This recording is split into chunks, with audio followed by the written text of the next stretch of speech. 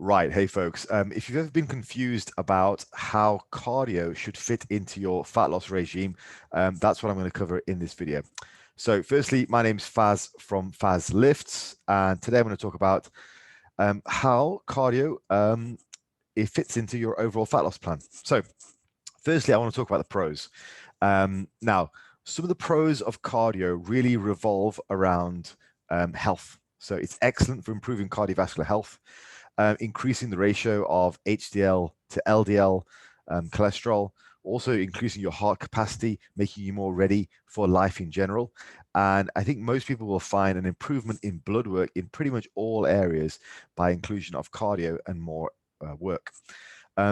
Also, people can get a workout high from it. So after they finish a hard cardio class or a jog or a run for whatever, they get that rush of endorphins and they feel good. And why not? Let's just talk about that. I mean, it feels good to feel good. So yeah, in terms of how useful cardio is, I think those are the main benefits: improvements in health, also that endorphin rush. And we will now look at some of the negatives. So in terms of the negatives, it can be quite stressful on joints for some people. It can kind of tie into recovery problems. And I think possibly one of the worst issues is that people can attribute this false belief to cardio that it burns a lot of calories, when in actuality, it really doesn't. And a lot of that data on calorie burning is pulled from studies done on elite athletes. So the data that your Apple Watch gives you or your Fitbit or whatever is generally pulled from studies done on high-level athletes. So we see figures in the realm of 400 calories per half an hour or 800 calories per hour. Those are only ever seen in elite athletes. For the average person, you're looking at about half of that. So for the average person, if they're lucky, they're burning about 200 calories per half an hour or about 400 calories per hour. It's not a very efficient way of calorie burning. So the negatives are people have this false belief that it burns a lot of calories, thereby one, they get confused over what their calorie level should be, and two, there's a potential that they overeat in compensation for supposed calories that they've burnt. So the problem that I see becomes problems of managing both stress and time.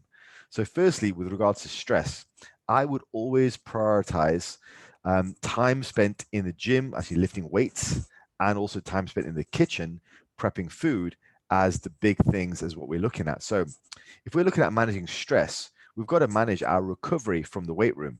If you're on a good hard training routine, which you should be if you follow me, and you're working your entire body over the course of the week with sufficient volume, with an eye on progressive overload, incrementally in great form over time, all the things that I talk about on my channel all the time, then you've got to be able to recover from that. Now, if your cardio work is impeding your recovery because you're slamming your joints on the pavement as you're running, or you're doing far too much cardio in the gym, just to the point where it's unhealthy for you, it affects your recovery, that's a net negative, because it means you're not able to recover from the most important part of your program, which is you're lifting your weights. So there's that. Managing stress can lead to impaired recovery in the weight room. The second thing is, if recovery is managed poorly, you might have an appetite increase.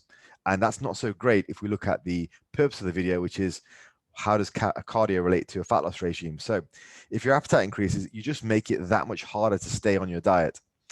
And lastly, in regards to managing stress, if the cardio tires you out and causes you to be more lazy and more relaxed at home, well, that might reduce your NEAT, your non-exercise activity thermogenesis. So in effect, you might end up spending more time on the couch because you've just tired yourself out in the gym, because not only are you doing your weight routine, but you're also doing a bunch of cardio on top of that. So that has to be managed. That's part of the problem. The other problem is time. So we've talked about stress. Problem is time. With the limited time that you've got in your day, if you're working full time, if you've got other responsibilities, I would rather you prioritize your diet. So that's time in the kitchen, your meal prep, and also prioritize the weights. So good solid weightlifting routine, which is going to promote increases in muscle mass over time and burn calories at the same time. So therein lies the problem. Can we manage all those potential negatives of adding in cardio to a fat loss regime? Or are we going to suffer the effects of stress and time? Now, I would say if you can manage all those things, then it has potential to burn a little bit more calories. And I think it's definitely a good idea to add in a little bit of cardio, even if it's just something fairly gentle like walking or let's say a quick 10 minutes of intervals after a weight training session, that's fine. But we've got to be aware of all the things that I've said in this video, which is managing stress, managing time, bearing in mind the potential negatives. So overall, here are my recommendations. I would recommend prioritizing your diet first and foremost, followed by prioritizing the weight room. Now, if you have the recovery and the time left, add in some cardio with the understanding that there can be a range of potential negatives, including stress, time management, and also be very aware that your Apple Watch or your Fitbit is more than likely lying to you. You're not an elite athlete. You're just a regular person looking to lose some fat.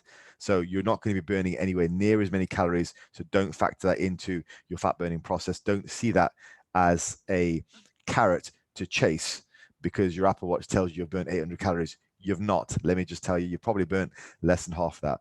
So with all those things bearing in mind, yeah, I mean, it ends up that cardio doesn't form a major part of most of my fat loss regimens, but it's a useful addition if you can manage your time and your stress in addition to the main priorities of prep and lifting weights. Right, folks, hopefully that answers the question for you.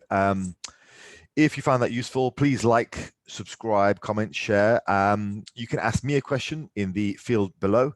And also, you can work with me via the Google Doc form. So please do go ahead and interact with my work. It helps to get my message out there. Thank you very much.